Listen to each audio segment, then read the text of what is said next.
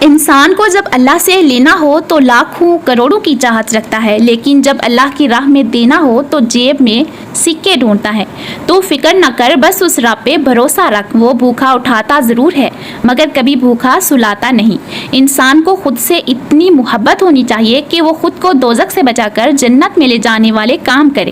اللہ تعالیٰ تمہاری توبہ سے اتنا خوش ہوتا ہے جیسے کوئی اپنی گم شدہ چیز کے ملنے سے خوش ہوتا ہے۔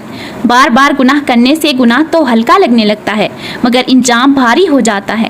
بستر پر جاؤ تو آیت الکرسی پڑھ لیا کرو۔ اللہ تعالیٰ کی طرف سے تمہارا ایک حفاظت کرنے والا مسلسل تمہارے ساتھ رہے گا اور کوئی شیطان صبح تک تمہارے پاس نہیں آئے گا۔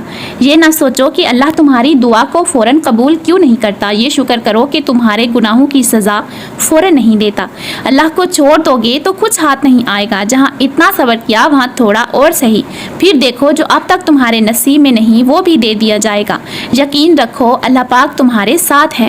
اگر آپ نے نیند سے لڑ کر نماز فجر ادا کر لی تو سمجھیے آپ نے شیطان سے آدھی جنگ فتح کر لی ہے۔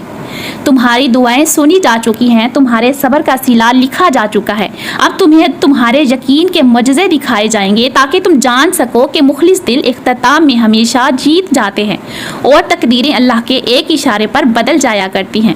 اللہ اس دل کو کبھی اپنے کن سے محروم نہیں رکھتا جو ٹوٹ کر بھی وقت تہجد اللہ کو منانا نہیں چھوڑتا۔ جن دعاؤں کی سفارش نم آنکھیں کرے اللہ ان پر قبولیت کی مہر لگا دیتا ہے۔ سبحان اللہ۔